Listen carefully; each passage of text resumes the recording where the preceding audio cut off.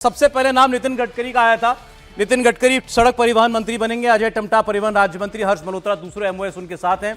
इसके अलावा लिस्ट बहुत लंबी है, स्क्रीन पर आए तो हम व्यूअर्स को दिखाएं अपने। राजनाथ सिंह देश के रक्षा मंत्री हैं, रक्षा मंत्री बनेंगे एक बार फिर। डॉक्टर एस जयशंकर विदेश मंत्रालय की भूमिका उनके पास रहेगी पहले की तरीके से, और अमित शाह देश के गृह मंत्री रहेंगे। तो ये टॉप 3 आप कह सकते हैं। और निर्मला सीतारमण वित्त मंत्री, तो इसमें कोई परिवर्तन नहीं है। नितिन गडकरी को सड़क परिवहन मंत्री एक बार फिर बनाया गया है। उनके एमओएस जो हैं वो हैं अजय टम्टा और हर्ष मल्होत्रा। तो नितिन गडकरी साहब जो काम पिछले 10 साल से कर रहे थे, देश में सड़कों का जाल बिछाने का काम, वो करते रहेंगे एक बार फिर। तो उनके पोर्टफोलियो के अंदर कोई परिवर्तन नहीं है। तो सीसीएस होती है, प्रधानमंत्री के बाद जो कैबिनेट कमेटी ऑन सिक्योरिटी में 4 मंत्री होते हैं, वो भी जस के तस हैं।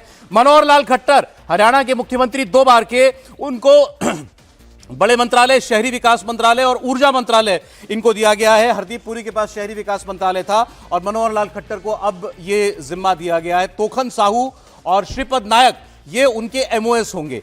शहरी विकास मंत्रालय में ये उनके एमओएस होंगे। राज्य मंत्री की भूमिका इनके पास होगी। निर्मला सीतारमण के बारे में मैंने आपको बताया, वो वित्त मंत्री रहेंगी। देवेंद्र, आप भी इधर आ जाइए जरा।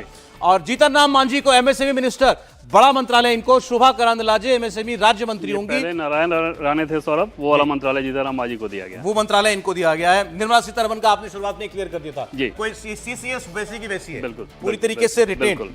निर्मला सीतारमण वित्त मंत्री, defence minister Rajnath Singh, home minister Amit Shah, foreign affairs minister doctor S Jaishankar. कोई परिवर्तन नहीं इसके अंदर।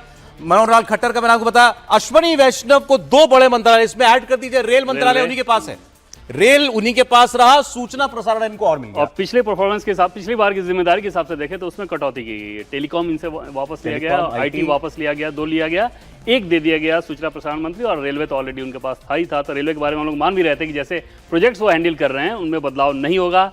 आईएनबी के तरफ, आईएनबी मिनिस्टर के तौर पे बहुत बड़ी जिम्मेदारी ये देखिए, ये बात सही है। रेल मंत्री, रेल का काम वो देख रहे हैं और रेल में बहुत काम प्रॉमिस किया हुआ है मोदी सरकार ने, तो उसमें छेड़छाड़ नहीं की गई। अश्विनी वैष्णव को रेल मंत्री कंटिन्यू किया गया है।